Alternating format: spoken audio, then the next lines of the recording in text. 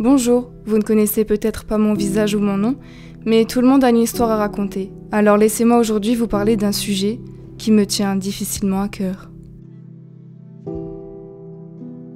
Avez-vous déjà entendu la fable du zèbre, du vautour et des hiboux ? Impossible, car je viens de l'inventer. Alors écoutez plutôt.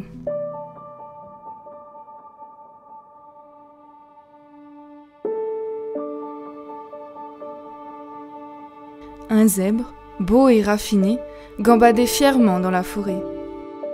Ses rayures dorées étaient différentes de toutes celles de sa famille, peu colorées. De la fumée blanche provenant du sol s'envolait à chacun de ses pas assurés. Il était aimé et sa particularité faisait de lui un être très convoité. Les hiboux, perchés sur les plus hauts arbres, l'observaient avec insistance et envie. « Que tu es beau! Tu as de la chance d'être un zèbre, mon petit !» Un vautour, voyant la scène, plein de jalousie, alla à la rencontre du zèbre et s'écria « Mon pauvre, tu pourrais être si parfait sans tes rayures, quelle hérésie !» Le zèbre, surpris de ces paroles, lui indiqua « Il est dit que je suis unique, que mes rayures sont atypiques, et qu'il fallait que j'entretienne mon pelage à tout âge. » À ces mots, le vautour, plein de mépris et de rage, se jura que chaque jour et sans cesse, il allait rappeler au zèbre la laideur de ses traits, en prenant soin de lui retirer tout ce qui faisait de lui un être désiré. Des nombreux discours du vautour et sous le regard passif des hiboux, le zèbre perdit confiance en lui. Et alors, chaque nuit, il se roulait dans la blanche poussière afin de faire disparaître chacune de ses rayures qui ne pouvaient plus le satisfaire. En retrouvant son troupeau, aucun de ses amis, aucun membre de sa famille le reconnut.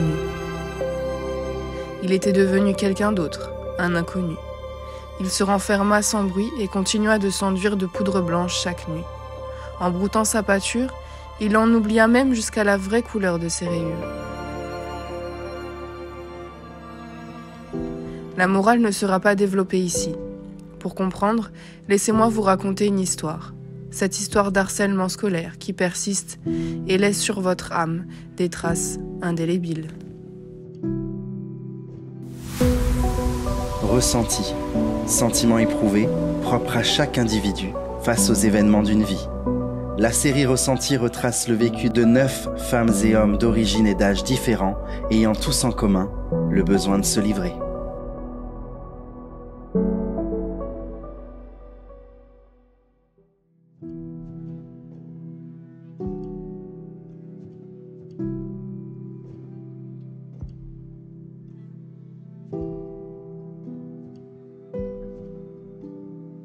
Indélébile.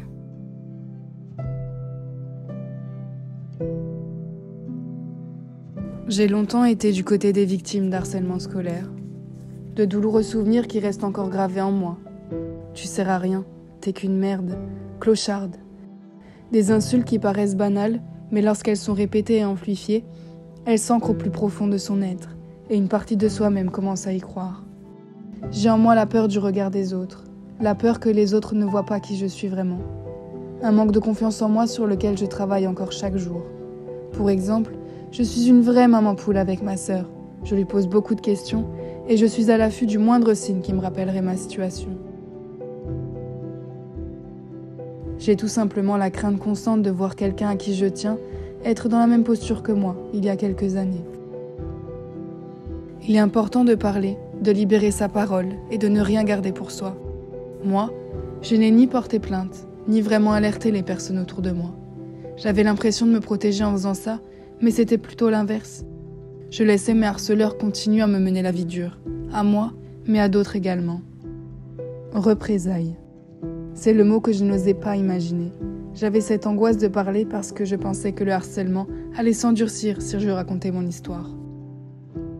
Il y a cette impression générale que rien ne bouge, que les années passent et que les histoires d'harcèlement se suivent et se ressemblent.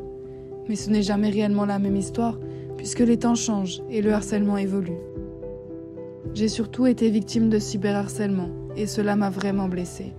Peut-être plus que des blessures physiques. Sur Internet, il y avait des menaces de mort, des encouragements au suicide, des phrases telles que « si la chaise électrique existait encore, tu serais la première personne à être exécutée. Tant de haine, tant de méchanceté, mais dans quel but ? Et à cet âge, on se cherche et on prend en considération, je crois, le regard des autres, leurs pensées, beaucoup trop à cœur. Aujourd'hui, je suis plus forte, j'ai plus d'expérience, plus de recul sur la situation. Ces moments difficiles m'ont beaucoup appris. J'ai envie maintenant de prendre du temps pour écouter les autres, pour parler de mon vécu, parce qu'il est peut-être trop tard pour moi pour dénoncer mes bourreaux, mais ce n'est pas trop tard pour tout le monde. J'aimerais dire à toutes ces victimes, à ces jeunes qui ne voient pas l'espoir dans ce monde cruel, que demain est différent, que la peur disparaîtra, que moi, à leur place, je n'avais pas l'impression d'avoir de futur. Mais c'est faux, et après la pluie vient le beau temps, le soleil qui te réchauffe, qui fait fondre les pensées noires, qui repousse le froid et qui te fait avancer. Alors parle, libère-toi. Des professionnels, des associations, des numéros anonymes sont disponibles. Tu n'es jamais seul, et il y aura toujours une main tendue vers toi. Alors accroche-toi. Crois en toi, et même si tu es attaqué sur ton identité physique, sexuelle, psychologique, sur tes origines, sur ta couleur de peau, sur ta façon d'être, ta façon de parler, de penser, rappelle-toi qui tu es réellement, et que c'est comme ça que tes proches t'aiment. Justement, je voulais m'adresser aussi aux proches et aux parents des victimes. Discutez, rassurez vos enfants. Ne le punissez pas parce que vous ne le comprenez pas et ne sous-estimez pas un comportement anormal. Il faut les faire parler, les convaincre de porter plainte ou de parler aux corps enseignants. D'ailleurs, y a-t-il assez de formation pour les encadrants ? C'est certain qu'il y a encore beaucoup de progrès à faire dans ce domaine. À l'instar du zèbre cachant ses particularités aux yeux du monde, reste toi.